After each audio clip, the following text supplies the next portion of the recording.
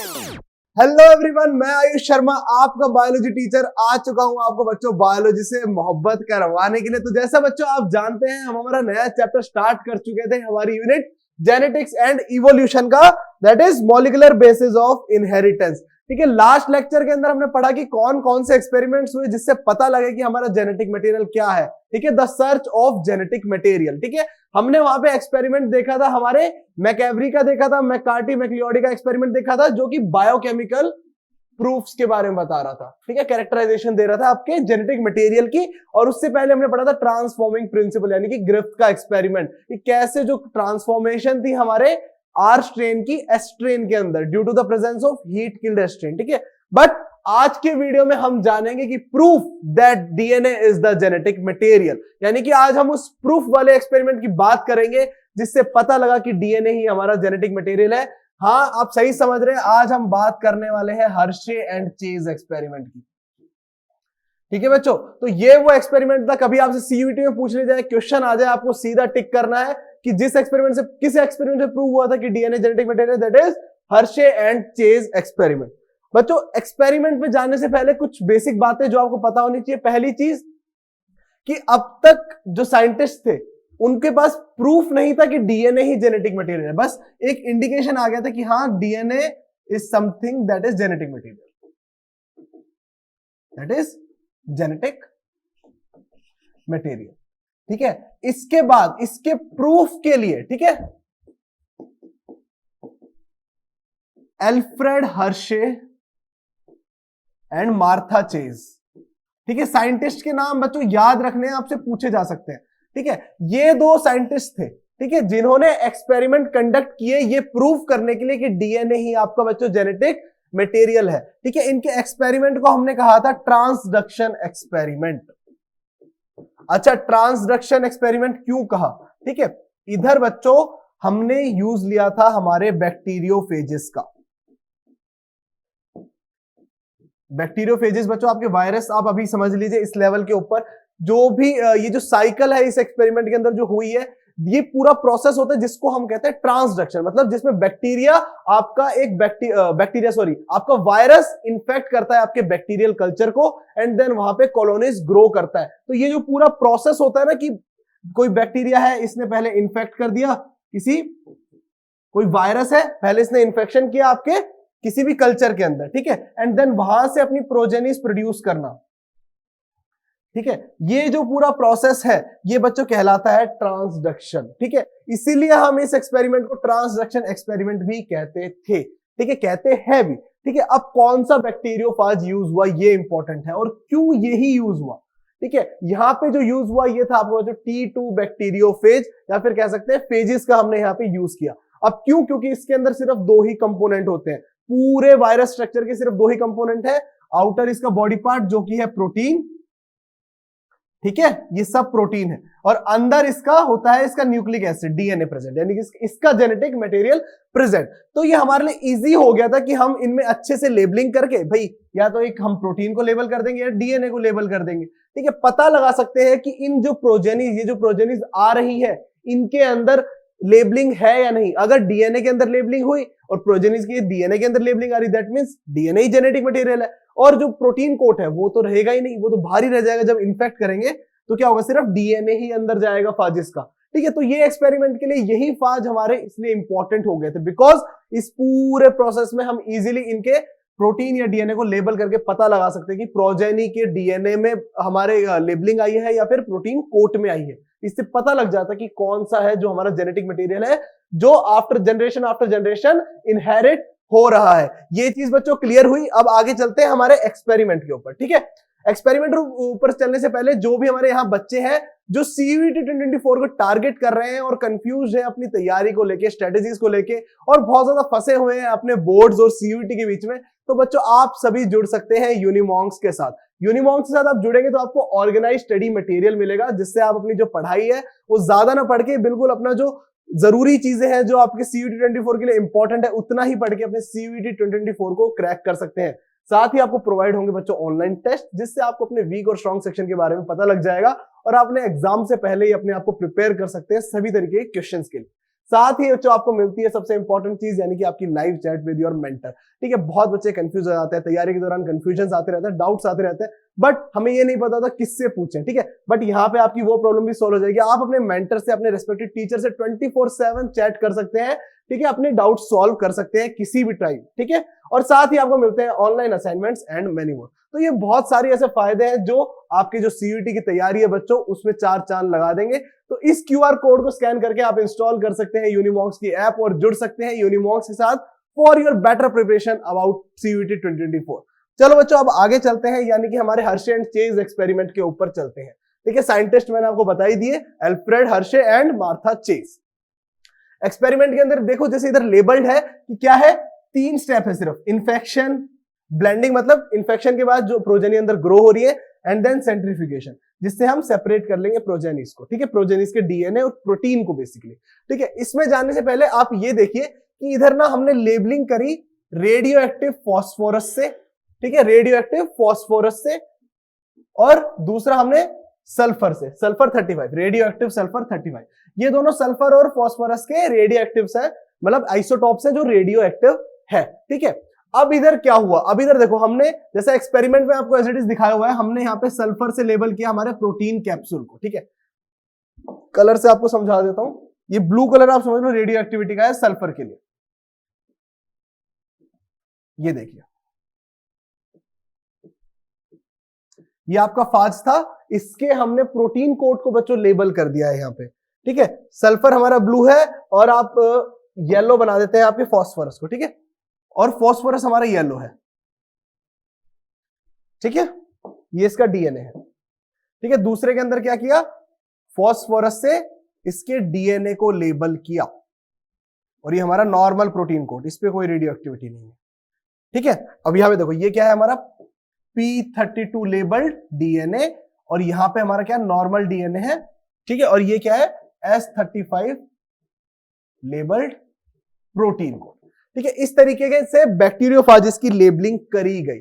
अब देखिए, सल्फर और फास्फोरस ही क्यों लिए गए, सल्फर और फास्फोरस ही क्यों लिए गए, देखो अब हमें इसका कल्चर कराना है, इसको इन्फेक्ट कराना है, किसको, ई कोलाई को। इस एक्सपेरिमेंट में बच्चों ई कोलाई को आपका इन्फेक्ट कराया गया। इसका रीजन था कि जो ई कोलाई का जनरेशन टाइम है वो बहुत कम है, दैट इज ओनली 20 मिनट्स, मतलब हम 20 मिनट के अंदर ही नेक्स्ट जनरेशन, नेक्स्ट प्रोजेनी हासिल कर सकते हैं ई कोलाई की। दैट्स व्हाई ई कोलाई को यहाँ पे लिया गया एक्सपेरिमेंट मटेरियल के लिए।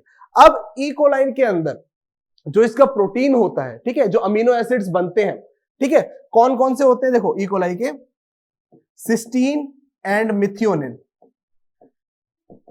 ठीक है, प्रोटीन अमीनो एसिड्स के आपके 2 अमीनो एसिड होते हैं, जिनके अंदर जाके आपका जो सल्फर होता है ये इनकलगेट कर जाता है, यानी कि जुड़ जाता है इसके प्रोटीन वाले पार्ट से, इसके अमीनो एसिड से।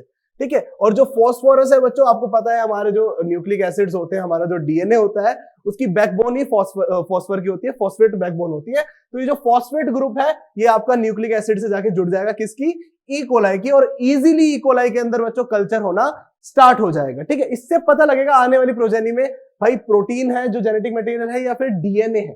ठीक है, अब इसका इन्फेक्शन वाली चीज पे आता है कि किस तरीके से इन्फेक्ट किया गया। यहां तक होप आपको समझ में आया होगा क्यों सल्फर लिया एंड फॉस्फोरस लिया, क्योंकि ये दोनों ऐसी चीजें हैं जो जाके पूरी तरीके से मिल सकती हैं आपकी ई कोलाई के अंदर और अपनी प्रोजेनीज प्रोड्यूस कर सकती हैं और उस पर रेडियो एक्टिविटी लेबल दिखा सकती है बेसिकली। इससे पता, इस लेबलिंग से ही पता लगेगा कि भाई आपका जो डीएनए है या प्रोटीन है उनमें से कौन सा है जो हमारा जेनेटिक मटेरियल है। अच्छा, अब देखिए फर्स्ट स्टेप में क्या हुआ। फर्स्ट स्टेप में हमने इन्फेक्शन कराया, यानी कि ई कोलाई कल्चर की बच्चों, ये कोई प्लेट थी जिसमें ई कोलाई था। ठीक है, आपका बैक्टीरिया कल्चर था, इसमें ई कोलाई था। हमने हमारे बैक्टीरियोफाजिस, जिसमें एक हमारा प्रोटीन कैप्सूल लेबल्ड है रेडियो एक्टिविटी, किससे, हमारे सल्फर से, रेडियो एक्टिव सल्फर से, और दूसरे में हमारा डीएनए है वो रेडियो एक्टिवली लेबल्ड है फॉस्फोरस से। ठीक है, इन दोनों को अलग अलग हमने जगह इन्फेक्ट कराया, ई कोलाई कल्चर को इन्फेक्ट कराया इन 2 अलग अलग बैक्टीरियोफाजिस से। अब देखो, जैसे यहां पे देखो, अब इसके क्या गया, डीएनए अंदर चला गया। अब हमें पता है उसके प्रोटीन कोड पे ही लेबलिंग थी। ठीक है, जो लेबलिंग थी रेडियो वो उसके प्रोटीन कोड पे थी, डीएनए में तो नहीं होगी। अब जो यहां से प्रोजेनी आई आफ्टर ब्लेंडिंग, जब प्रोजेनी ब्लेंड हो गई, आराम से प्रोजेनी प्रोड्यूस हुई, आफ्टर ब्लेंडिंग जो प्रोजेनी आई उसका जब सेंट्रीफ्यूगेशन कराया गया, सेंट्रीफ्यूगेशन मतलब उसको डेंसिटी के बेसिस पे सेंट्रीफ्यूगेशन कराया गया, तो जो उसका सुपरनेंट, सुपरनेंट में क्या आएगा?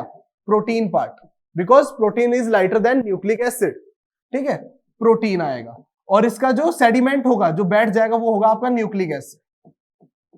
ये चीजें बच्चों याद रखनी है कि सेंट्रीफ्यूगेशन के बाद जो सुपरनेंट आता है उसमें प्रोटीन देखने को मिलता है, प्रोटीन वाला पार्ट देखने को मिलता है, और न्यूक्लिक एसिड हैवी होता है in terms of density, that's why वो सेडिमेंट में चला जाता है, ठीक है। तो इधर जिसका प्रोटीन कोट लेबल था, जिस प्रोटीन कोट लेबल्ड हमने बैक्टीरियोफाज से जब इंफेक्शन कराया उसकी प्रोजेनी ली आफ्टर सेंट्रीफ्यूगेशन, तो बच्चों वहां पे हमें रेडियो एक्टिविटी ना प्रोटीन में देखने को मिली, ठीक है, और ना ही उसके डीएनए में देखने को मिली, ठीक है। ये चीज आपको क्लियर हो जानी चाहिए। उसके सुपरनेंट और सेडिमेंट दोनों में रेडियो एक्टिविटी देखने को नहीं मिली, कोई रेडियो एक्टिविटी डिटेक्ट नहीं हुई, ठीक है, सुपरनेंट के अंदर, ठीक है। ये दैट मींस प्रोटीन तो बच्चों आपका जो जेनेटिक मटेरियल है वो नहीं है, होता तो आफ्टर जनरेशन वो क्या होता, इनहेरिट होता अगली जनरेशन में, ठीक है, ट्रांसफर होता रहता।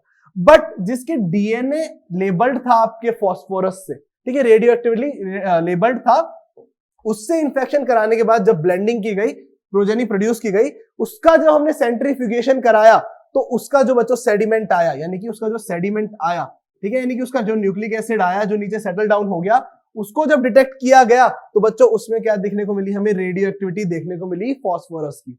दैट मींस जो नई प्रोजेनीज आई उनके डीएनए के अंदर ही रेडियो एक्टिविटी थी। दैट मींस क्या हुआ है, जो हमारा डीएनए है वो ट्रांसफर हुआ है generation after generation, and hence prove that कि भाई हमारा जो डीएनए है वही जेनेटिक मटेरियल है, ठीक है। अब इस चीज को एक बार और समझो, ठीक है।